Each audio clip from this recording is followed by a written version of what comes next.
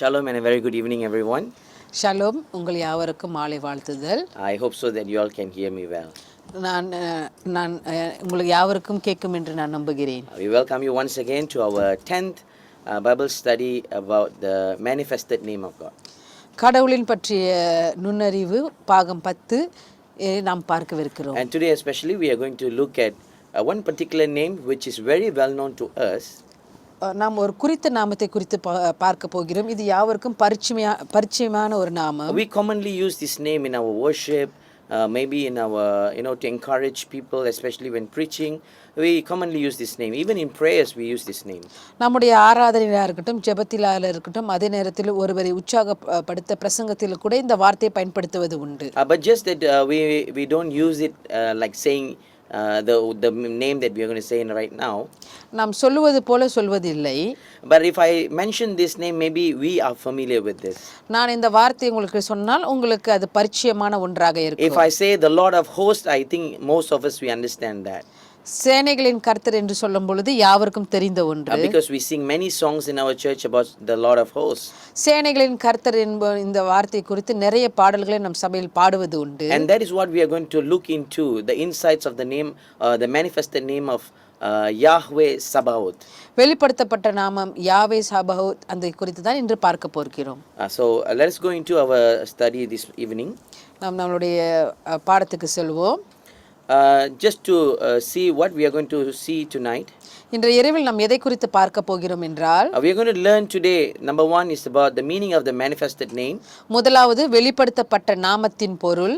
And secondly we are going to learn like the one that I did before, how to pronounce the name. இரண்டாவதாக இந்த நாமத்தை நாம் எப்படி உச்சரிக்க வேண்டும். And thirdly we are going to see, or we are going to study, where can we find the name Yahweh Sabaoth, and also how many times it's mentioned in the Bible. மூன்றாவதாக வேதாகமத்தில் அதை எங்கே நாம் காணலாம் மற்றும் சாபஹோத் எத்தனை முறை குறிப்பிடப்பட்டுள்ளது. And number 4 we are going to see why is this name used quite frequently. நான்காவதாக இந்த பெயர் ஏன் அடிக்கடி பயன்படுத்தப்படுகிறது. And number 5 we are going to understand who is this Lord of hosts. ஐந்தாவதாக யார் இந்த சேனைகளின் கர்த்தர் என்பதை நாம் புரிந்து கொள்ள போகிறோம். And number 6 we are going to look at what does this Lord of hosts lords over. இந்த சேனைகளின் கர்த்தர் எதன் மீது கர்த்தராய் இருக்கிறார். Is it only limited to the host of the army? இது ராணுவத்துக்கு மட்டுமே வரையறுக்கப்பட்டுள்ள ஒன்றா? And the last one we'll be seeing, when you understand the real meaning of Yahweh Sabaoth, then what we can do. இறுதியாக யாவே சபாோத்தின் உண்மையான அர்த்தத்தை நாம் புரிந்து கொள்ளும் பொழுது நம்மால் செய்ய முடியும். So let us go into our study tonight. நாம் இன்றைய பாடத்துக்கு செல்வோம். This is the first thing that we are going to look at, the meaning of the name Yahweh Sabaoth. வெளிப்படுத்தப்பட்ட இந்த நாமத்தின் பொருளை குறித்து நாம் பார்க்க போகிறோம். The meaning of the name is Lord of hosts or Lord of armies. சேனைகளின் கர்த்தர். Lord of hosts or Lord of armies. சேனைகளின் கர்த்தர் சேனைகளின் தேவன். Sabaoth simply means uncountable or numerous. சபாோத் என்று சொல்லும் பொழுது கணக்கிட முடியாது அல்லது எண்ணில் அடங்காதவை. I would have given some space at your notes so you can write that down. உங்களுடைய பகுதியில் சில காலியான இடங்கள் கொடுக்கப்பட்டு இருக்கிறது, ஆகையால் நீங்கள் எழுதி கொள்ளும்படியாக. So Sabaoth simply means uncountable or numerous. சபாோத் என்று சொல்லும் பொழுது கணக்கிட முடியாதவை அல்லது எண்ணில் அடங்காதவை. And this name simply shows his universal sovereignty over every army. இந்த நாமத்தின் அர்த்தம் என்னவென்று சொன்னால் அது எல்லாவற்றுக்கும் அதிகார உடையதாக இருக்கிறது. Both spiritual and also earthly. ஆவிக்குரிய ரீதியிலும் இருக்கிற உலகளாவிய காரியத்திலும் இருக்கிற அதிகாரம் உடையதாக இருக்கிறது. So we can understand basically that the Lord of hosts is the king of all heaven and also all earth. சேனைகளின் கர்த்தர் வானத்திற்கும் பூமிக்கும் ராஜா. So we know now that Yahweh Sabaoth means he is the Lord of the armies. It's Sabaoth simply means uncountable, and he is Lord over the earthly and also heavenly armies. சேனைகளின் கர்த்தர் என்று சொல்லும் பொழுது அது சபோத் என்றால் கணக்கிட முடியாதவை, எண்ணில் அடங்காதவை. இந்த பெயர் ஆவிக்குரிய மற்றும் பூமிக்குரிய ஒவ்வொரு இராணுவத்தின் மீதும் அவரது உலகளாவிய அதிகாரத்தை குறிக்கிறது. சேனைகளின் கர்த்தர் வானத்திற்கும் பூமிக்கும் ராஜா. Why? Maybe we might have question in our mind right now. நம்முடைய சிந்தனையில் கேள்விகள் எழும்பலாம். Oh yes, I know that he is the Lord of the hosts. He is the Lord of the heavens. சேனைகளின் கர்த்தர் என்பது அவரே அதுக்கு தேவனாக இருக்கிறார் என்று தெரியும். Particularly he is the Lord of the armies of the heaven, the heavenly armies. பரலோக சேனைகளுக்கு அவர் கர்த்தராக இருக்கிறார். But maybe we would ask, is it truly that Lord is the captain or the Lord of hosts for the earthly army as well? அது போலவே இந்த பூமிக்கும் அவர்தான் அதிபதியாக, சேனைகளின் அதிபதியாக இருக்கிறாரா என்பது கேள்வி எழும்பலாம். Remember that we have read in Bible many times. நாம் வேதத்தில் நிறைய முறை வாசித்தது உண்டு. And I believe that most of us we are very familiar with this one particular saying or the word. இந்த வார்த்தை குறித்து நாம் யாவருக்கும் வேதத்தில் வாசித்த பரிச்சயம் உண்டு. The Lord is the one who brings up a kingdom or a king, and the one who rejects or put down a kingdom or a king. ஒரு ராஜ்யத்தை உருவாக்குவதும் ராஜ்யத்தை அழிப்பதும் ராஜாவின் கையில் தான் இருக்கிறது. Especially when the election comes in our nation or any nations anywhere, Christians around, they play God. You are the one who brings up a kingdom, a ruling party, or you are the one who will pull down another and brings up another, because the Lord of hosts, he has all the authority and the power. நாம் இப்படியாக ஒரு ராஜ்யம், உலகளாவில ராஜ்யம் எழும்பும் பொழுது இப்படியாக நாம் ஜெபிப்பது உண்டு. ராஜ்யத்தை தகர்ப்பதும் புது ராஜ்யத்தை உருவாக்குவதும் கர்த்தாவே உம்முடைய கைகளில் இருக்கிறது என்று. And now we are going to look at number 2, how to pronounce the name. இரண்டாவதாக இந்த நாமத்தை எப்படி உச்சரிக்க வேண்டும் என்பதை நாம் பார்க்க போகிறோம். In Latin, they have written Sebaot. Latin மொழியில் பார்க்கும் பொழுது செபாஓத் என்று சொல்லப்படுகிறது. In Hebrew, எபிரேய மொழியில் they have written, you have to make that sound T. That means Sebaot. Sebaot. That's way how you have to pronounce it. இப்ரூல பார்க்கும் பொழுது செபாஓத் என்று சொல்லப்படுகிறது. Even some readings you can find the spelling could be different. It will say Sebaot. நம்ம சில எழுத்துக்களில் பார்க்கும் பொழுது அது செபாஓத் என்று சொல்லப்படுகிறது. So in Latin, if you are writing, I'm sure there's a space in your notes. It's written like this: S-E-B-A-B-A-N-O-T. Sebaot. நீங்கள் அங்கே குறிக்கப்பட்ட இடத்தில் எழுதுவது என்று சொன்னால், தமிழில் லத்தீன் எழுத வேண்டும் என்று சொன்னால் சே பா ஓ இட் என்று எழுத வேண்டும். And in Hebrew, எபிரேய மொழியில் பார்க்கும் பொழுது you have to write this way: T-Z-E-B-H-A and O-T-H. தமிழில் சொல்ல வேண்டும் என்றால் செபாஓத் என்று எழுத வேண்டும். So it is T-Z-E-B-H-A-O-T-H. So you pronounce it's Sebaot. செபாஓத் என்று சொல்லப்படுகிறது. And now we are going to see where can we find this name in the Bible. நாம் வேதத்தில் இது எங்கே இந்த வார்த்தையை பார்க்கலாம் என்று பார்க்க போகிறோம். And how many times it's mentioned. எத்தனை முறை இந்த வார்த்தை சொல்லப்பட்டு இருக்கிறது. This particular manifested name of God, இந்த குறிப்பிட்ட கர்த்தரின் பெயர் it's mentioned over 270 times in the Bible. வேதத்தில் 270 முறை சொல்லப்பட்டிருக்கிறது. Especially in the Old Testament, we can see 270 times there. பழைய ஏற்பாட்டில் 270 முறை சொல்லப்பட்டிருக்கிறது. And there is a special way they will use this name particularly. இந்த ஒரு விசேஷ வண்ணமாக இந்த வார்த்தையை பயன்படுத்துவது உண்டு. 239 they will use the Lord of hosts. சேனைகளின் கர்த்தர் இது 239 வரை பயன்படுத்தப்பட்டு இருக்கிறது. The Lord of hosts, it's written 239 times. சேனைகளின் கர்த்தர் இது ஏறக்குறைய 239 தடவை வேதத்தில் பயன்படுத்தப்பட்டு இருக்கிறது. And they also use another term which we would say, இன்னொரு வகையிலும் சொல்லப்படுகிறது. for about 40 times.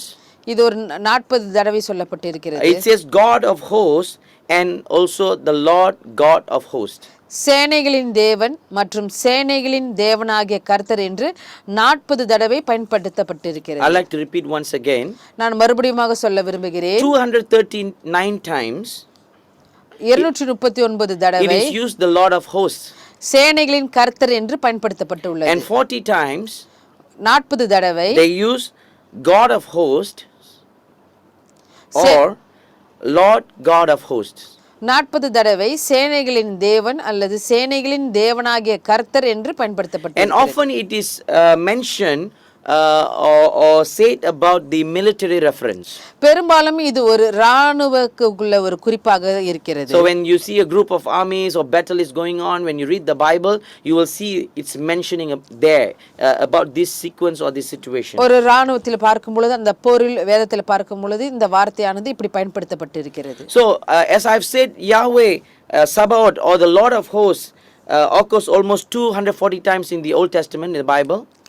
சேனைகளின் கர்த்தர் என்ற இந்த வெளிப்படையான நாமம் சேனைகளின் கர்த்தர் வேதத்தில் கிட்டத்தட்ட 240 முறை வருகிறது. And the first reading or the first time it is manifested as Yahweh Sabaoth or Lord of hosts is in this particular passage. குறிப்பிட்ட இந்த வேத பகுதியில் இந்த யாவே சபஹோத் என்ற வார்த்தை முதல் முறையாக சொல்லப்படுகிறது. You can take your Bible, we can read from 1 Samuel chapter 1 verse 3. 1 Samuel 1வது அதிகாரம் வசனம் 3இல் இந்த வாசிக்கலாம். 1 சாமுவேல் 1வது அதிகாரம் வசனம் 3. 1 Samuel chapter 1 verse 3.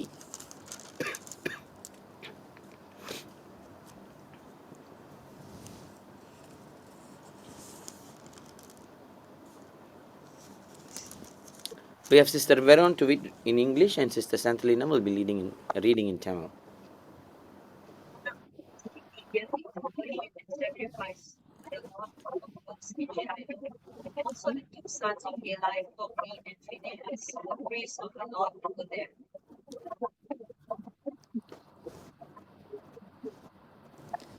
அந்த மனுஷன் சீலோவிலே சேனைகளின் கர்த்தரை பணிந்து கொள்ளவும் அவருக்கு பலியிடவும் வருஷந்தோறும் தன் ஊரிலிருந்து போய் வருவான். And here we see Elkanah, he will come back. The Bible clearly says that he will come to serve the Lord of hosts.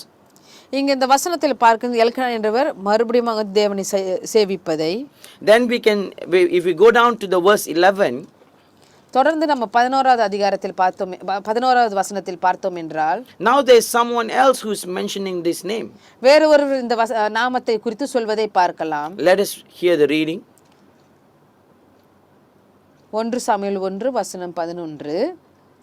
சேனைகளின் கர்த்தாவே, தேவரீர் உம்முடைய அடியாளின் சிறுமியை கண்ணோக்கி பார்த்து உம்முடைய அடியாளை மறவாமல் நினைத்தருளி உமது அடியாளுக்கு ஒரு ஆண் பிள்ளை கொடுத்ததால் அவன் உயிரோடு இருக்கும் சகல நாளும் அவனை கர்த்தருக்கு ஒப்பு கொடுப்பேன். Then she made a vow and said, O Lord of hosts, if you indeed look on the affliction of your maidservant and remember me, and not forget your maidservant, but will give your maidservant a male child, then I will give him to the Lord all the days of his life, and no razor shall come upon his head. Just a note here.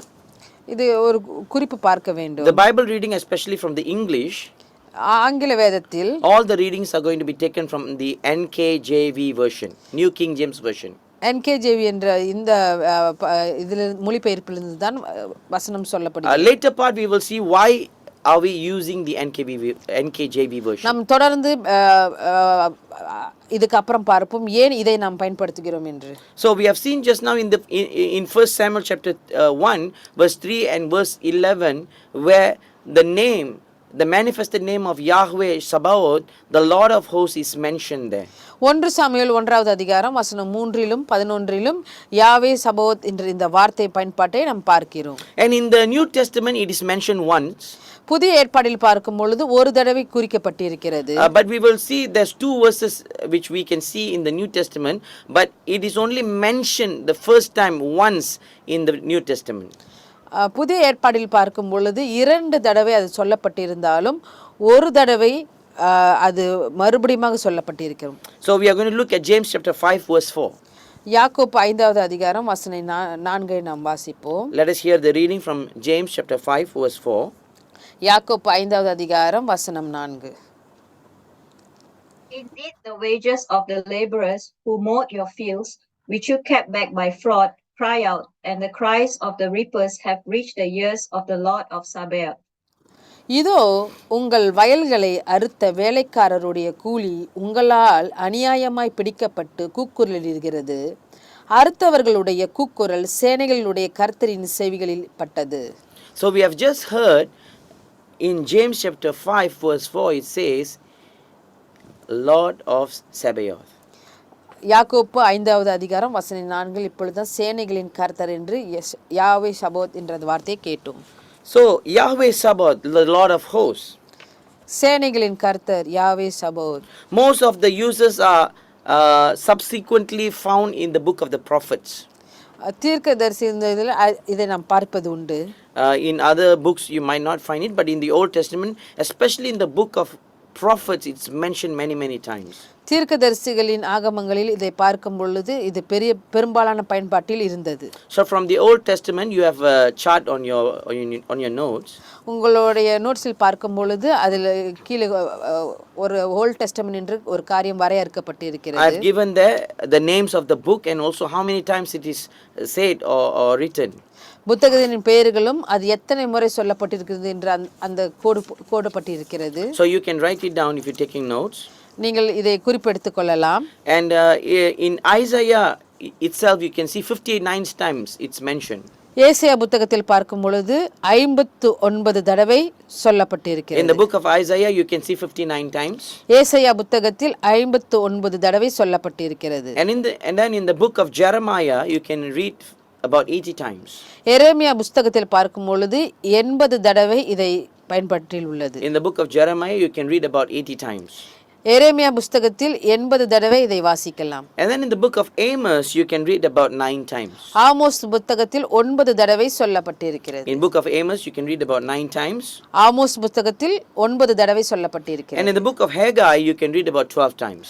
ஆகாய் புத்தகத்தில் பார்க்கும் பொழுது 12 தடவை சொல்லப்பட்டிருக்கிறது. Book of Haggai about 12 times.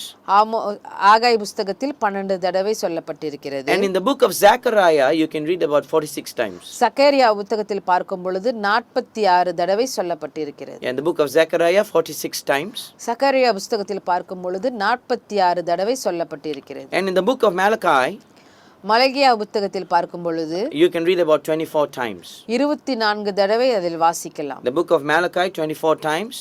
மல்கியா புத்தகத்தில் 24 தடவை சொல்லப்பட்டிருக்கிறது. And in the book of Psalms you can read about 15 times. சங்கீதத்தில் பார்க்கும் பொழுது 15 தடவை சொல்லப்பட்டிருக்கிறது. As I have said just now, in the New Testament it is found twice.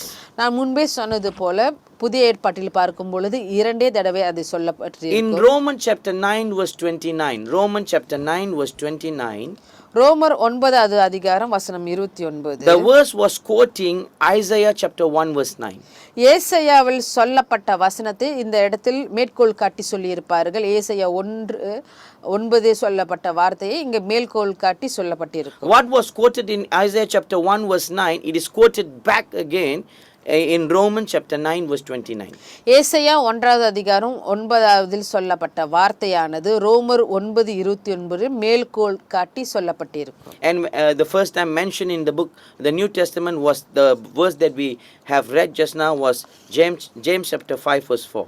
நாம் சற்று முன்பு வாசித்த யாக்கோப்பு 5வது அதிகாரம் 4வது வசனம் முதல் தடவை அங்கு சொல்லப்பட்டிருக்கிறது. And all these mentioned times, about 270 or 280 times, 270 280 சொல்லப்பட்டிருக்கிறது போல I've put it into in words. வார்த்தையில நாங்க சொல்லி இருக்கோம். I've put the words separately and the Bible verses passages separately, and I've sent it over to Brother Jeremy. He will put it into the chat box. He will drop in the chat box. If you want it, you can save it and then you can print it out, because 280 verses are there. 270 வசனங்கள் முன்பு சொல்லப்பட்டது ஒவ்வொன்றும் இப்படியாக chat குரூப்பில் போடப்படும். உங்களுக்கு வேண்டும் என்றால் அதில் நீங்க எடுத்துக்கொள்ளலாம். And I have separated those verses according to what we have said just now, like Lord of hosts, God of hosts, or the Lord God of hosts. நம்ம முன்பு சொன்னது போல சேனைகளின் கர்த்தர், சேனைகளின் தேவன், சேனைகளின் தேவனாகிய கர்த்தர் என்பது தெளிவாக ஒவ்வொரு வசனத்திலும் அங்க போடப்பட்டிருக்கிறது. So we are going to look at few verses so that we can get a much more better understanding of this manifested name or mentioned name. இன்னும் ஒரு சில வசனங்களை நாம் பார்ப்போம். ஆகையினாலே இங்க வெளிப்படுத்தப்பட்ட இந்த நாமத்தை இன்னும் நாம் ஆழமாக புரிந்து கொள்வதற்கு The similar name, like the Lord of hosts, as I mentioned just now, it's written God of hosts. சேனைகளின் தேவன், இது இங்கு இப்படி சொல்லப்பட்டது போல It's written about 9 times. இது 9 தடவை சொல்லப்பட்டு But இருக்கிறது. the first, we are going to read at one verse, especially the first mention was in Psalm chapter 80 verse 7. முதலாவது இது சங்கீதம் 80வது அதிகாரம் 7வது வசனத்தில் சொல்லப்பட்டு இருக்கிறது. Let us see this reading. Let us hear this reading. Psalm chapter 80 verse 7. இந்த வசனத்தை வாசிக்க கேட்போம். சங்கீதம் 80 வசனம் 7. Restore us, O God of hosts, cause your face to shine, and we shall be saved. சேனைகளின் தேவனே, எங்களை திருப்பிக் கொண்டு வாரும், உமது முகத்தை பிரகாசிக்க பண்ணும், அப்பொழுது ரட்சிக்கப்படுவோம். So we see, we have heard, it says God of hosts. சேனைகளின் தேவன் என்று சொல்லப்படுகிறது. And now we are going to look at the second part, which is the combined name, Lord God of hosts. அடுத்ததாக நாம் இப்படியாக ஒருங்கிணைந்து சேனைகளின் தேவனாகிய கர்த்தர் என்று இந்த வார்த்தையை பார்க்க And போகிறோம். it is used about 25 times. இது ஏறக்குறைய 25 முறை பயன்பட்டுள்ளது. And the first time it is used in 2 Samuel chapter 5 verse 10. முதல் தடவையாக 2 சாமுவேல் 5வது அதிகாரம் வசனம் 10 சொல்லப்படுகிறது. Let us hear the word, the reading. நாம் வாசிக்க கேட்போம். 2 Samuel chapter 5 verse 10. 2 சாமுவேல் 5வது அதிகாரம் வசனம் 10. So David went on and became great, and the Lord God of hosts was with him. தாவீது நாளுக்கு நாள் விருத்தி அடைந்தான், சேனைகளின் தேவனாகிய கர்த்தர் அவனோடே கூட இருந்தார். And now we have just read, we have heard that word. நாம் இப்பொழுதுதான் இந்த வார்த்தைகளை கேட்டோம். Lord God of hosts. சேனைகளின் தேவனாகிய கர்த்தர். So it is mentioned in 3 ways. 3 விதமாக சொல்லப்படுகிறது. The Lord of hosts, சேனைகளின் கர்த்தர், God of hosts, சேனைகளின் தேவன், and also Lord God of hosts. சேனைகளின் தேவனாகிய கர்த்தர். As I have mentioned just now, I will say why we are using NKJV throughout. நாம் ஏன் இந்த NKJV என்று நாம் முழுமையாக பார்க்கிறோம் என்று சொன்னால், Especially this is a note for those who are using NIV Bible. இது குறிப்பாக நாம் யாருக்கு தெளிவுபடுத்த விரும்புகிறோம் என்று சொன்னால் NIV-யை பயன்படுத்துகிறவர்கள். If you were reading the verse that was mentioned just now, சொல்லப்பட்ட இந்த வார்த்தையை நீங்கள் வாசிப்பீர்கள் என்றால், you might be wondering why I can't find the name Lord of hosts in NIV. NIV-ல் வாசிப்பவர்கள் சேனைகள், இந்த லார்ட்ஸ் ஆஃப் ஹோஸ்ட், சேனைகளின் கர்த்தர், இந்த வசனத்தை நான் ஏன் பார்க்க முடியவில்லை என்றால், NIV substitutes Lord Almighty for Lord of hosts. இந்த NIV காரியத்தை பார்க்கும் பொழுது சேனைகளின் கர்த்தருக்கு பதிலாக சர்வ வல்லமை உள்ள கர்த்தர் என்று பயன்படுத்தப்படுகிறது. I think it is less accurate, and also I believe that it could bring confusion among the readers. நான் நம்புகிறேன் இது ஒரு குறைவான துல்லியமான வார்த்தையாகவும் அதே நேரத்தில் குழப்பத்தை கொண்டு வருகிறதாகவும் இருக்கிறது. Because if we want to mention Yahweh Sabaoth or the Lord of hosts as the Lord Almighty, சேனைகளின் கர்த்தர் அவர் சர்வ வல்லமையுள்ளவர் என்று நாம் சொல்லும் பொழுது, then we might get it wrong, because Yahweh's manifested name for the Lord God Almighty is Yahweh El Shaddai, சர்வ வல்லமை உள்ள தேவன் என்று சொல்லும்போது அது எல்ஷடை என்ற வார்த்தையை குறிக்கிறது, which means God Almighty. சர்வ வல்லமை உள்ள கர்த்தர் என்று. So I personally think we cannot bring El Shaddai to or Almighty to be Yahweh Sabaoth or the Lord of hosts. சர்வ வல்லமை உள்ள கர்த்தர் இதுக்கு எல்ஷடை என்று சொல்லப்படுகிறது. இதை நம் யாவே சபோத் சேனைகளின் கர்த்தர் என்று கொண்டு வந்தால் அது தவறாக முடியும். We have seen just now that the first time the mention of the manifested name of Yahweh Sabaoth was in 1 Samuel chapter 3. நாம் சற்று முன்பு வாசித்தோம். முதல் தடவையாக இந்த சேனைகளின் தேவனாகிய கர்த்தர் என்பது சாமுவேலில் நாம் வாசித்தோம். Though we won't see this word, particularly the Lord of hosts here, நாம் இந்த சேனைகள் கர்த்தர் என்ற அந்த வார்த்தை அந்த இடத்தில் இல்லாவிட்டாலும், but we can see a preview of this Lord of hosts in the Bible even before 1 Samuel. முதல் சாமுவேலுக்கு முன்பதாகவே இது ஒரு முன்னோட்டமாகவும் சொல்லப்பட்டிருக்கிறது. Like maybe like if you are watching a movie, they usually will put a preview, they will put a little bit of sequence, maybe 5-10 minutes for you to understand the whole concept of the movie. ஒரு படத்தை பார்ப்பதற்கு அதுக்கு முன்பதாகவே சில preview, அது முன்னோட்டமாக சில காட்சிகள் போடப்படும், ஆகையினால் அதை புரிந்து கொள்வதற்கு. Likewise, there is a preview in the Bible about the Lord of hosts even before 1 Samuel. 1 Samuel 1வது அதிகாரத்துக்கு முன்பதாகவே இந்த யாவே சபோத் என்பது இன்னொரு வகையில் முன்னோட்டமாக சொல்லப்பட்டிருக்கிறது. We can look about Yahweh Sabaoth in Joshua chapter 5. யோசுவா 5வது அதிகாரத்தில் இதை நாம் பார்க்கலாம். So I would like to just explain about the whole chapter so that we can understand. நான் உங்களுக்கு இதை விளக்கி சொல்ல விரும்புகிறேன், ஆகையால் நீங்க இலகுவாக புரிந்து கொள்வது. What is happening there? What is the occasion? இங்கே எந்த சூழ்நிலையில் இது சொல்லப்பட்டு இருக்கிறது? You know, like because Yahweh has commanded Joshua, so Joshua will bring about all those people in his camp, to be obedient to the Lord. இங்கே யோசுவாவுக்கு கட்டளை கொடுக்கப்படும், அதன்படியாக அவன் ஜனங்களை கொண்டு வந்து கீழ்ப்படிய செய்வான். So now they are prepared, to like they are the verge of a war. அவங்க யுத்தத்தின் நிலையில் இருக்கிறார்கள். So they are going to go against Jericho and then also Canaanites. இவர்கள் எரிகோக்கு எதிராகவும் கானானியர்களுக்கு எதிராகவும் போர் செய்ய விடுக்கிறார்கள். Now if they are going to go for a war, I believe that they have to have a personal encounter with the Lord. இவர்கள் போருக்கு முன்பு போக வேண்டும் என்று சொன்னால் அவர்களுக்கு தனிப்பட்ட கடவுளோடு ஒரு நேர்முக சந்திப்பு இருக்க வேண்டும். If they are going to, let's say I'm going for a big war, I need a divine encouragement for me so that I can go for a war. உதாரணத்துக்கு நான் போருக்கு போகிறேன் என்று சொன்னால் எனக்கு இப்படியாக தெய்வீக ஊக்கம் தேவைப்படுகிறது என்னுடைய யுத்தத்தை சந்திப்பதற்கு. Because if I don't have that divine encouragement, then I cannot face any war in my life. இந்த தெய்வீக ஊக்கம் எனக்கு கிடைக்கவில்லை என்று சொன்னால் நான் தொடர்ந்து மற்ற காரியங்களை சந்திக்க முடியாது. So we can see that there is a fascinating encounter which is happening there between the Lord of hosts and also Joshua. யோசுவாவை பார்க்கும் பொழுது ஒரு ஆச்சரியத்தக்க நேர்முக சந்திப்பு கர்த்தரோடு அவனுக்கு ஏற்படுகிறது. If we would read from Joshua chapter 5, நாம் யோசுவா 5வது அதிகாரத்திலிருந்து நாம் படித்தோம் என்றால், let us hear the reading from verse 13, 14 and also verse 15. நாம் 13, 14, 15 வாசிப்போம். Joshua chapter 5 verse 13, 14 and 15. யோசுவா 5வது அதிகாரம் வசனம் 13, 14 மற்றும் 15. And it came to pass when Joshua was by Jericho that he lifted his eyes and looked, and behold, a man stood opposite him with his sword drawn in his hand. And Joshua went to him and said to him, Are you for us or for our adversaries? So he said, No, but as commander of the army of the Lord I have now come. And Joshua fell on his face to the earth and worshipped and said to him, What does my Lord say to his servant? Then the commander of the Lord's army said to Joshua, Take your sandal off your foot, for the place where you stand is holy. And Joshua did so.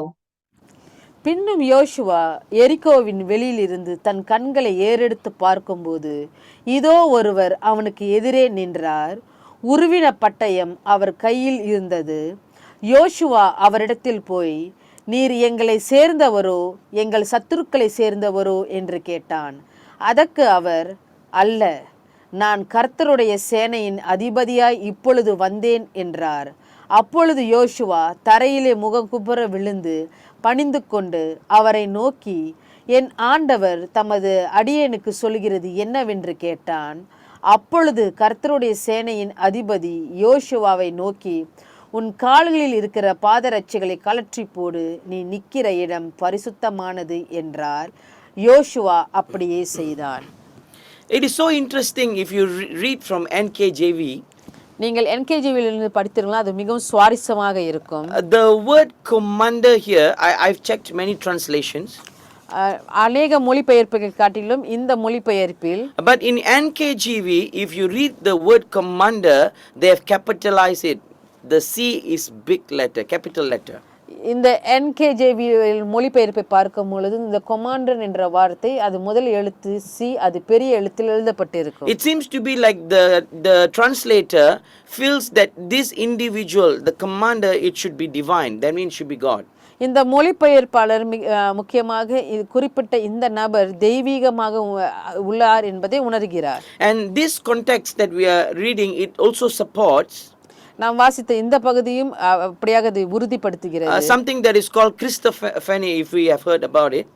கிறிஸ்டோபனி என்ற இந்த வார்த்தை, Christophany simply means appearance of non-physical manifestation of Christ. கிறிஸ்டபனி என்று சொல்லும் பொழுது கிறிஸ்துவின் தோற்றம் அது a non-physical manifestation. அது சரீரபூர்வமாக வெளிப்படாம கர்த்தர் அங்க வெளிப்படுவார். So we can see here like you can see like angel of the Lord, you will see capital A there. கர்த்தருடைய தூதன் அதிலே நம்ம பெரிய எழுத்தை பார்க்கலாம். And one of the thing that we can see from that incident which is happening there, இந்த நிகழ்விலிருந்து நம்ம ஒரு காரியத்தை பார்க்கிறோம். we have just read the captain of the host will say, remove your sandal, for the place that you are standing is the holy ground. கர்த்தருடைய சேனைகளின் அதிபதி யோசுவாவை நோக்கி உன் கால்களில் இருக்கிற பாதரட்சைகளை கழற்றி போடு, நீ நிக்கிற இடம் பரிசுத்தமானது. I believe that we know another encounter same or almost like slightly same like this. இது போன்ற இன்னொரு வசனமும் நமக்கு தெரியும். Remember when Moses went to the bush that was burning with fire? முட்செடிகளின் நடுவில் மோசே போகும் பொழுது remember the Lord will speak to Moses from the bush and say, remove your sandal, for the place that you are standing is a holy ground, because Yahweh the Lord, the holy Lord, was present there before Moses. முட்செடிகளின் நடுவில் மோசேயின் இடத்தில் கர்த்தர் சொல்லுவார், நீ நிக்கிற இடம் பரிசுத்தமானது, உன் பாதரட்சைகளை கழற்றி போடு என்று. அதே போல தான் இந்த வசனத்திலும் நாம் பார்க்கிறோம். And here we can see the word differs. It says that he is the commander of the host or the prince of Sabaoth. He was the Yahweh Sabaoth who met Joshua at that place. இங்கே பார்க்கும் பொழுது கர்த்தருடைய சேனைகளின் அதிபதி என்று நாம் பார்க்கிறோம். And here we can see, after that in chapter 6 you will see God will say, I have given you Jericho, you can take down Jericho because I, the Lord of hosts, is with you. சேனைகளின் கர்த்தர் நான் உன்னோடு இருக்கிறேன், நீ எரிகோவை மேற்கொள் என்று சொல்லுவார். So captain of Sabaoth simply is meeting Joshua there. The captain of hosts is meeting, or the Lord of hosts is meeting Joshua there. சேனைகளின் கர்த்தர் அங்கே யோசுவாவை பார்க்கிறார். So now we understand that even before we see in 1 Samuel that the Lord of hosts, it is mentioned about him even in the book of Joshua, where Joshua meet the Lord of hosts, the command of the hosts. நாம் சற்று முன்பு 1 Samuel 1 தான் இந்த வசனம் வாசித்தோம். ஆனால் அதுக்கு முன்பதாக ஒரு முன்னோட்டமாக இந்த யோசுவாவில் இந்த வார்த்தையானதை நாம் பார்க்கிறோம். I hope so that we have got a little bit clarity on this. நான் நம்புகிறேன் இதிலிருந்து உங்களுக்கு ஒரு தெளிவாக்கம் பிறந்திருக்கும் என்று. And now we are going to go to number 4. Why is this name used quite frequently? நாம் நான்காவதாக ஏன் இந்த பெயர் அடிக்கடி பயன்படுத்தப்படுகிறது என்று பார்க்க போகிறோம். In this 270 or so references, இந்த 270 மேற்கோட்கள், I believe that the name of the Lord here mentioned so many times, it is to emphasize the mighty power of God and his great host of angels. இது எதுக்கு சொல்லப்பட்டிருக்கிறதுனால் கர்த்தருடைய வலிமை மிக்க வல்லமையும் மற்றும் அவர் சிறந்து விளங்குகிற காரியத்தையும் குறித்து மகத்துவத்தை குறித்தும் சொல்லப்பட்டிருக்கிறது. It is showing about God, his angels that excels all strengths, and they do the command of the Lord of hosts. அவருடைய மகத்தான தூதர்களையும் வலியுறுத்தி இந்த பெயர் பயன்படுத்தப்படுகிறது. We are going to look at few verses so that we can understand. நாம் தொடர்ந்து இன்னும் சில வசனங்களை பார்ப்போம், இன்னும் ஆழமாக புரிந்து கொள்ள. Let us read from Psalm chapter 103 verse 20. சங்கீதம் 103வது அதிகாரம் வசனம் 20 நாம் வாசிக்க கேட்போம். Psalm chapter 103 verse 20. சங்கீதம் 103 வசனம் 20. Bless the Lord, you his angels, who excel in strength, who do his word, heeding the voice of his word. கர்த்தருடைய வார்த்தையை கேட்டு அவருடைய வசனத்தின்படி செய்கிற பலத்த சௌரியவான்களாகிய அவருடைய தூதர்களே அவரை ஸ்தோத்திரியுங்கள். So here we see that the angel hosts, they excel in strength and they do the commands of the Lord. இங்கே வசனத்தில் பார்க்கிறோம் தூதர்களும் அவருடைய வார்த்தைகளை கேட்டு செய்கின்றனர். That means God is so powerful, he is the Lord of hosts. Whatever he commands, the angels just do it. கர்த்தர் இப்படியாக வல்லமை உள்ளவராக இருக்கிறார். சேனைகளின் கர்த்தர் எது சொன்னாலும் தேவ தூதர்கள் செய்கிறார்கள். Let us read Hebrew chapter 12 verse 22. நாம் தொடர்ந்து எபிரேயர் 12வது அதிகாரம் வசனம் 22ஐ வாசிப்போம். Hebrew chapter 12 verse 22. எபிரேயர் 12:22. But you have come to Mount Zion and to the city of the living God, the heavenly Jerusalem, to an innumerable company of angels. நீங்களோ சீயோன் மலையினிடத்துக்கும் ஜீவனுள்ள தேவனுடைய நகரமாகிய பரம எருசலேமினிடத்துக்கும் 1000 தேவதூதர்களிடத்துக்கும். Here we see, he has innumerable, it's numberable, it's innumerable it's angels of the Lord, a company of angels for him. இங்கே பார்க்கும் பொழுது தேவனுக்கு அவருடைய 1000 தேவதூதர்கள் இருப்பதை பார்க்கிறோம். Even some of this mighty host has been seen by some people. இந்த பெரிய சேனைகளை ஒரு சில ஜனங்கள் கூட கண்டிருக்கிறாங்க. So let us see those verses. நாம் தொடர்ந்து அந்த வசனங்களை பார்ப்போம். As in the days of Elisha, we can see in 2 Kings verse 6 and 7, chapter 6 verse 17. 2 Kings chapter 6 verse 17. எலியாவின் நாட்களில் 2 ராஜாக்கள் 6வது அதிகாரம் 17 நாம் பார்க்கலாம். And Elijah prayed and said, Lord, I pray, open his eyes that he may see. Then the Lord opened the eyes of the young man, and he saw. And behold, the mountain was full of horses and chariots of fire all around Elisha. அப்பொழுது Elisha விண்ணப்பம் பண்ணி, கர்த்தாவே, இவன் பார்க்கும்படி இவன் கண்களை திறந்தருளும் என்றான். உடனே கர்த்தர் அந்த வேலைக்காரன் கண்களை திறந்தார். இதோ எலிசாவை சுற்றிலும் அக்னிமயமான குதிரைகளாலும் ரதங்களாலும் அந்த மலை நிறைந்திருக்கிறதை அவன் கண்டான். Gehazi was so afraid because he heard, a few kings and they have bring about their armies to fight again or to kill Elisha because he was a great prophet in that nation. இப்படியாக கேயாசி பயந்திருந்தான். எலிசாவை கொல்லும்படியாக ராஜா அவனுக்கு எதிராக பல காரியங்கள் செய்திருப்பதை. And Elisha just stepped down and prayed and said, God, please open his eyes so that he can see. And Gehazi opened, when his spiritual eyes were open, he saw that host of army was with him on their side.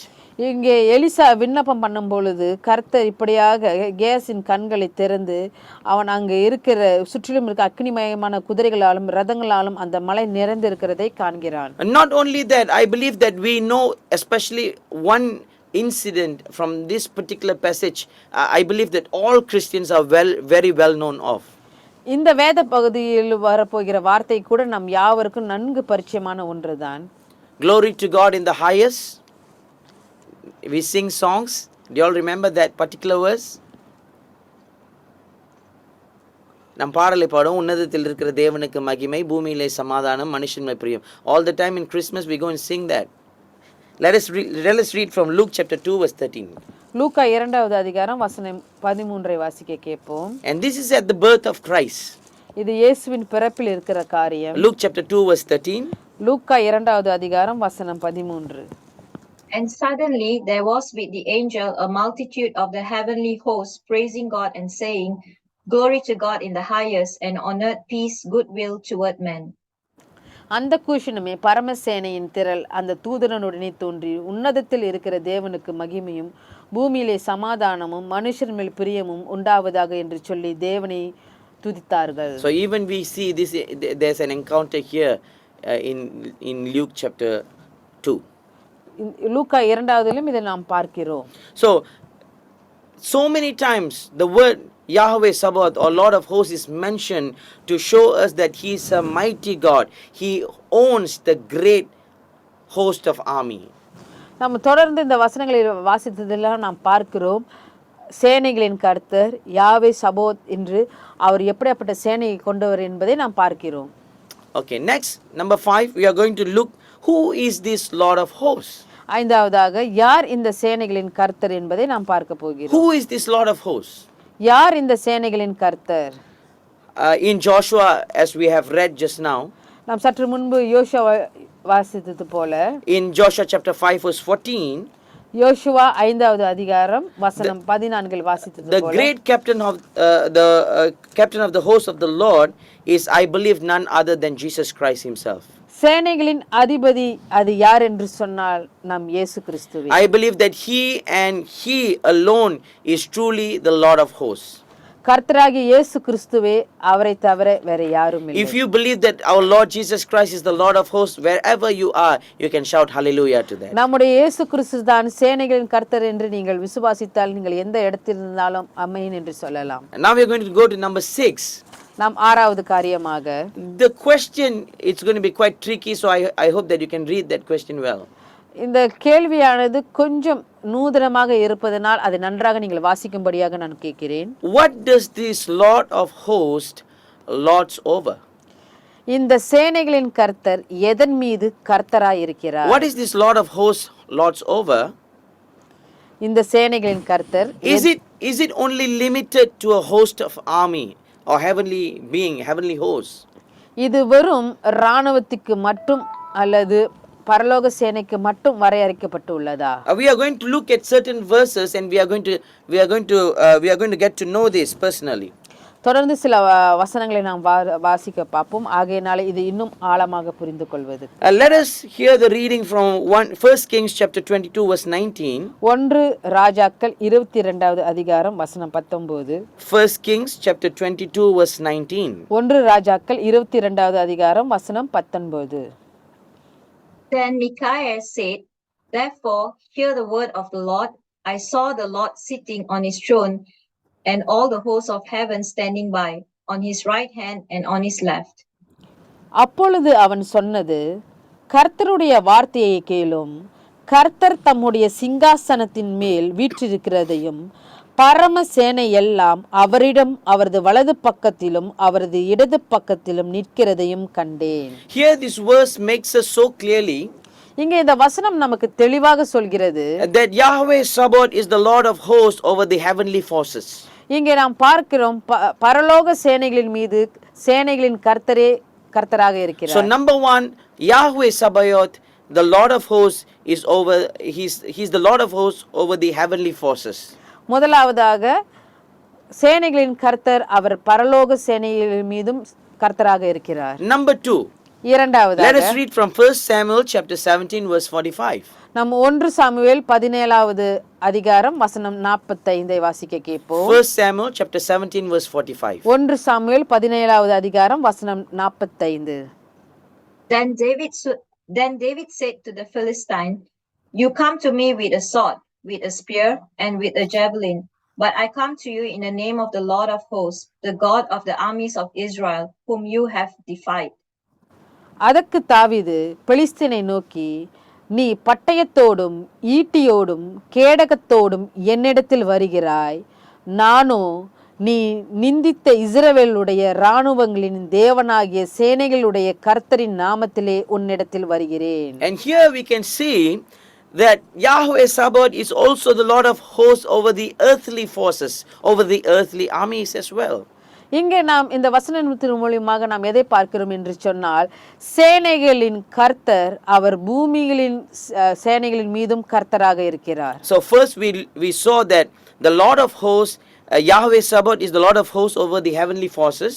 முதலாவதாக சேனைகளின் கர்த்தர் இவர் பரலோக மீதும் அந்த சேனைகளின் மீதும் கர்த்தராக இருக்கிறார். And number 2, we have seen that Yahweh Sabaoth is the Lord of hosts over the earthly forces. இரண்டாவதாக பூமிக்குரிய சேனைகளின் மீதும் சேனைகளின் கர்த்தர் அதிபதியாக இருக்கிறார். And number 3, let us look at this verse. மூன்றாவதாக இதை நாம் பார்ப்போம். Isaiah chapter 29 verse 6.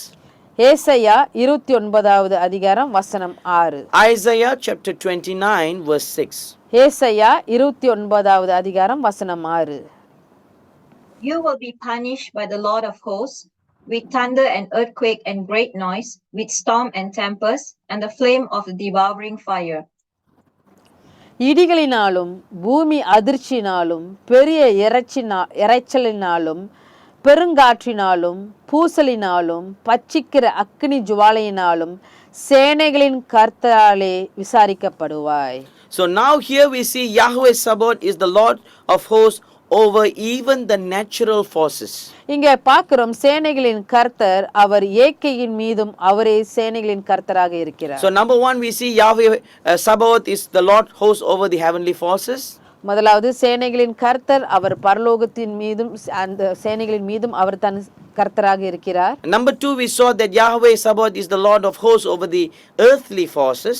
பூமிக்குரிய சேனைகளின் மீதும் சேனைகளின் கர்த்தராக இருக்கிறார். And number 3, we saw that Yahweh Sabaoth is the Lord of hosts over the natural forces. சேனைகளின் கர்த்தர் ஏக்கின் மீதும் அவரே கர்த்தராக இருக்கிறார். And number 4, நான்காவதாக let us read from 2 Kings chapter 6 verse 17. 2 ராஜாக்கள் 6வது அதிகாரம் வசனம் 17 நாம் வாசிப்போம். 2 Kings chapter 6 verse 17. 2 ராஜாக்கள் 6:17. And Elisha prayed and said, Lord, I pray, open his eyes that he may see. Then the Lord opened the eyes of the young man, and he saw. And behold, the mountain was full of horses and chariots of fire all around Elijah. அப்பொழுது Elisha விண்ணப்பம் பண்ணி, கர்த்தாவே, இவன் பார்க்கும்படி இவன் கண்களை திறந்தருளும் என்றான். உடனே கர்த்தர் அந்த வேலைக்காரன் கண்களை திறந்தார்.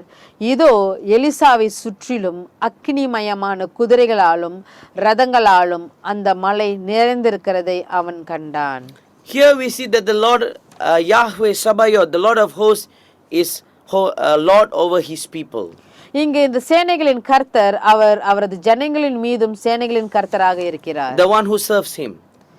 அவரை சேவிக்கிறவர்களுக்கு. And number 5, let us look at this verse, 1 Samuel chapter 1 verse 11. ஐந்தாவதாக 1 சாமுவேல் 1 வசனம் 11.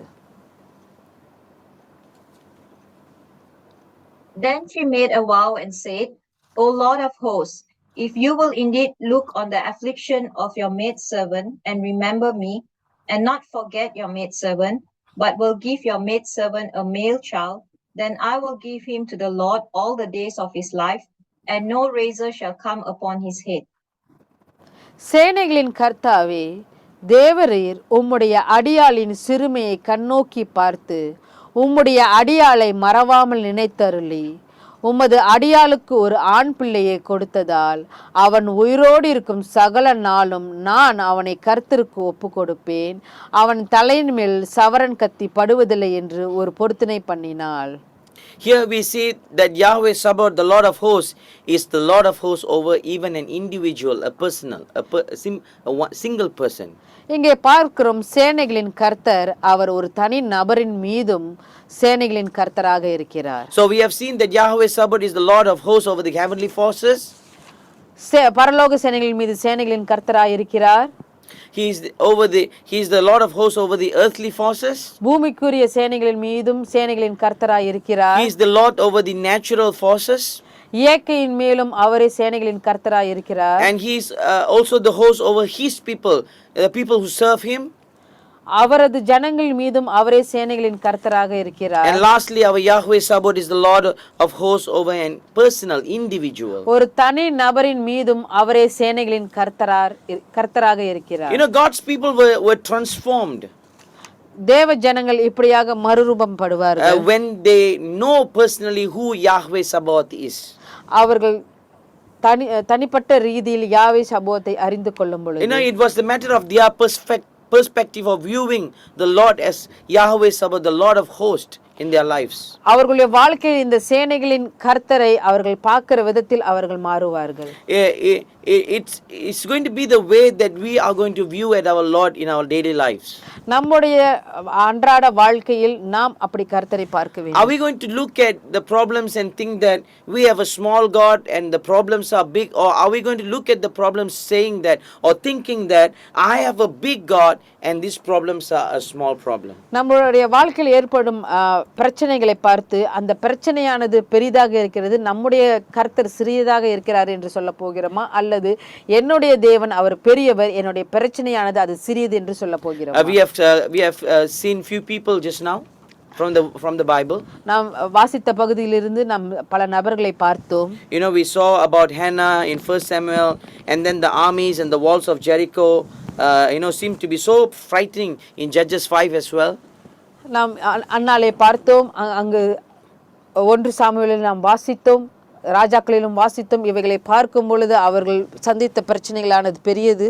You know, if we look at Hannah, நாம் அன்னாலே பார்க்கும் பொழுது she had the confidence to pray for her son to the Lord of hosts, whom she understood that the Lord of hosts can take away her humiliation.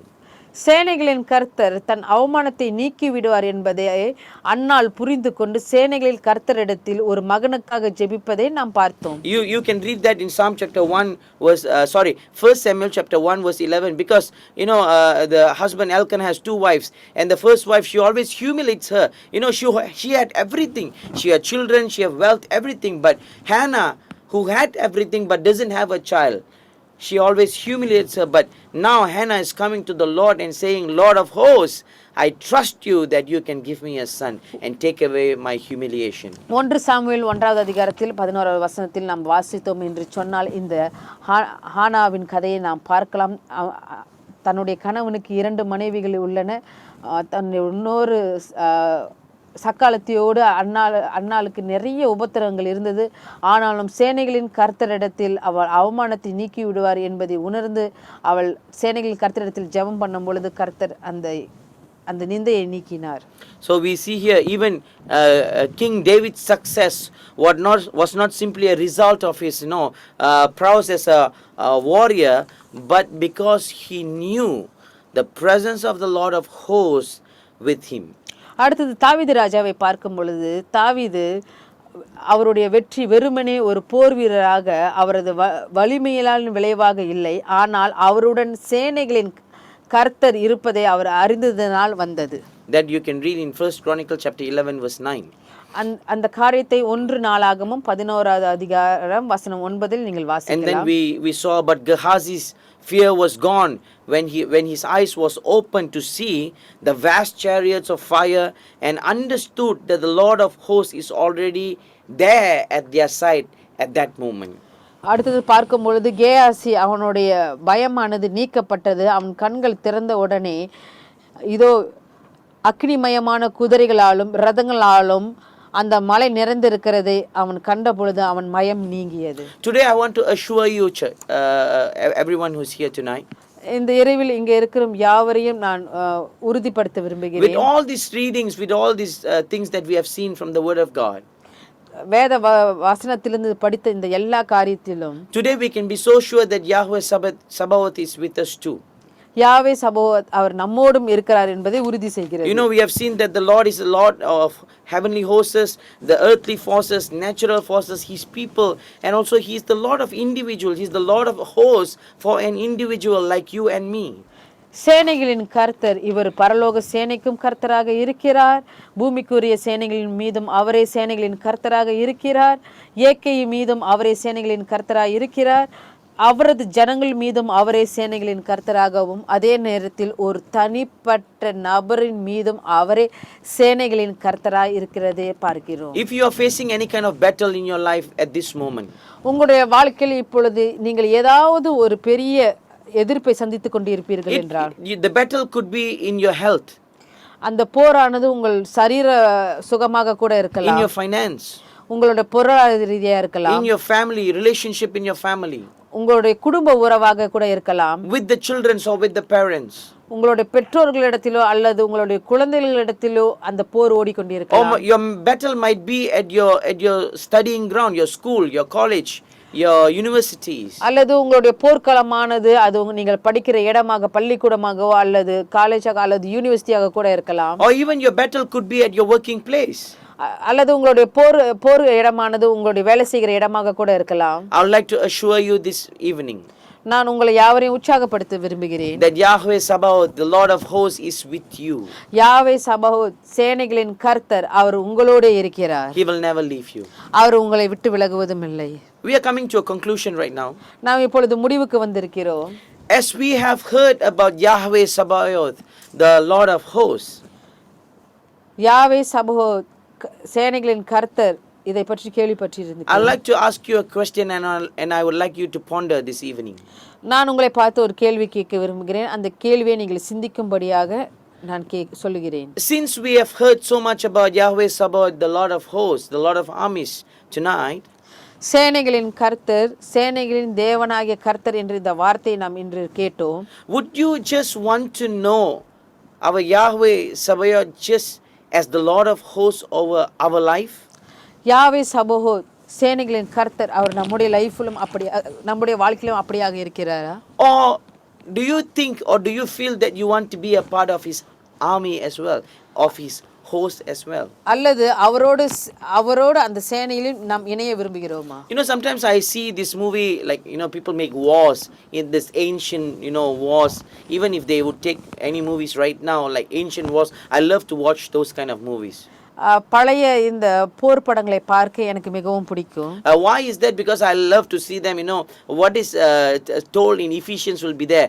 They will have that helmet, and then they will have breastplate, you know, spear, and then they will have all those things to protect them. And, you know, they don't have modern weapons like now, like rifles or gun or even like, you know, nuclear weapons. They don't have that. இன்றைய காலத்தில் உள்ள போர் காரியங்கள் படி இல்லாதபடிக்கு அந்த காலத்தில் வேதத்தில் சொல்லப்பட்ட அந்த மார்க்கவசம், தலைக்கவசம், காலணிகள் என்று இதை நாம் பார்க்கலாம். Sometimes I just wish that I could be there in that war. சில நேரத்தில் நான் அந்த போரில் இருந்திருக்கலாமே என்று எனக்கு தோன்றுவது உண்டு. Sometimes I wish that I could be the king who will lead that kind of war. சில நேரங்களில் அவர்களை வழி நடத்துகிற அந்த ராஜாவாக நான் இருக்க வேண்டும் என்று ஆசைப்பட்டதும் You know, உண்டு. sometimes seeing that kind of movie, getting too fascinated about it, I can imagine that the king is running like, it's me, my face is the one which is in the movie. சில நேரங்களில் இந்த மாதிரி போர் படங்களை பார்த்து நான் மிகவும் ஆச்சரியப்பட்டு அதில் ஓடுகிற அந்த ராஜா என் முகத்தை போலே இருந்து ஓடுவதை போல் நான் உணர்வேன். Now I'm quite excited about this. நான் அதை குறித்து மிகவும் உற்சாகப்பட்டது உண்டு. Because our God is so gracious. நம்முடைய கர்த்தர் மிகவும் கிருபை உள்ளவர். He just like do not want us to know him as Yahweh Sabaoth only, the Lord of hosts only. நாம் வெறும் யாவே சபோத் என்று அதை நாம் அறியாதபடிக்கு. But he is also giving us an opportunity, you know, to become a part of the Sabaoth. ஆனாலும் அவரோடு நம்ம ஒரு பகுதியாக ஒரு பங்காக இருப்பதற்கு நமக்கு வாய்ப்பு அளிக்கிறார். Yes, God is giving us a chance. நமக்கு அந்த வாய்ப்பை கர்த்தர் அளிக்கிறார். We are going to read 2 verses and then we will come to a conclusion. நாம் 2 வசனங்களை பார்த்து முடிவுக்கு வருவோம். The first verse we are going to read from Psalm chapter 149 verse 5 till verse 9. சங்கீதம் 149 அது அதிகாரம் வசனம் 5 முதல் 9 வரை. Psalms 149 from verse 5 till verse 9. சங்கீதம் 149 வசனம் 5 முதல் 9 வரையில். Let the saints be joyful in glory. Let them sing aloud on their beds. Let the high praises of God be in their mouth, and a 2-edged sword in their hand, to execute vengeance on the nations and punishments on the peoples, to bind their kings with chains and their nobles with fetters on iron, to execute on them the written judgment. This honor have all his saints. பரிசுத்தவான்கள் மகிமையோடு களி கூர்ந்து தங்கள் படுக்கையின் மேல் கெம்பரிப்பார்கள். ஜாதிகளிடத்தில் பழி வாங்கவும் ஜனங்களை தண்டிக்கவும் அவர்களுடைய ராஜாக்களை சங்கிலிகளாலும் அவர்களுடைய மேன் மக்களை இருப்பு விலங்குகளாலும் கட்டவும் எழுதப்பட்ட நியாய தீர்ப்பை அவர்கள் பேரில் செலுத்தவும் அவர்கள் வாயில் கர்த்தரை உயர்த்தவும் துதியும் அவர்கள் கையில் இருபுறமும் கருகுள்ள பட்டயமும் இருக்கும். இந்த கணம் அவருடைய பரிசுத்தவான்கள் யாவருக்கும் உண்டாகும். And let us also read from Revelation chapter 17 verse 14. தொடர்ந்து நாம் வெளிப்படுத்தின சுவிசேஷம் வசனம் 17. Revelation chapter 17 verse 14. This will make war with the Lamb, and the Lamb will overcome them.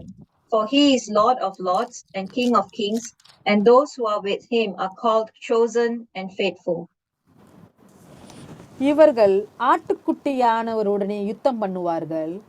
ஆட்டுக்குட்டியானவர் கர்த்தாதி கர்த்தரும் ராஜாத்தி ராஜாவுமாய் இருக்கிறபடியால் அவர்களை ஜெயிப்பார். அவரோட கூட இருக்கிறவர்கள் அழைக்கப்பட்டவர்களும் தெரிந்து கொள்ளப்பட்டவர்களும் உண்மை உள்ளவர்களுமாய் இருக்கிறார்கள் என்றான். As I've told you just now, I'm so excited about this.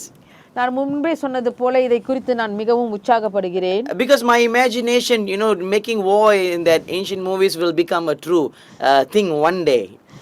ஒரு நாள் நான் இந்த பழைய போர் படங்களை பார்க்கும் பொழுது எனக்கு தோன்றுகின்ற காரியம் ஒரு நாள் அது ஆகும். Because according to the word that we have read just now, we who are alive and those who have died in Christ, the saints who died in Christ, we will be resurrected and we will be given an immortal body. We will meet the Lord in the air and we will come back with Christ and we will be doing the war, the battle with him in the Armageddon war. And God has given us an opportunity to become the part of Sabaoth. இந்த எனக்கு ரொம்ப உற்சாகமாக இருக்கிறேன். ஏன்னு சொன்னால் அந்த நாள் வரும் வசனத்தில் பார்க்கும் பொழுது, அதாவது கிறிஸ்துவுக்குள் மரித்தவர்கள் உயிராக இருக்கிற நாம் அப்படியாக எடுக்கப்பட்டு மறுரூபமாக்கி புதிதான அழிவில்லாத சரீரம் கொடுக்கப்பட்டு தேவனை மத்திய ஆகாயத்தில் சந்தித்து கிறிஸ்துவோடு மீண்டும் அந்த உலகத்துக்கு வந்து ஆமகேடன் என்கின்ற யுத்தத்தில் நாம் எல்லாரும் பங்கு பெற போகிறோம். நான் சொன்னேன் இல்லையா, எனக்கு கனவு என்று சொல்லி அப்பொழுது நினைவாகும். கிறிஸ்தவர்களாக இருக்கிற நாம் all who are we are believers, we will become the part, we will become a part, a congregation of that Sabaoth.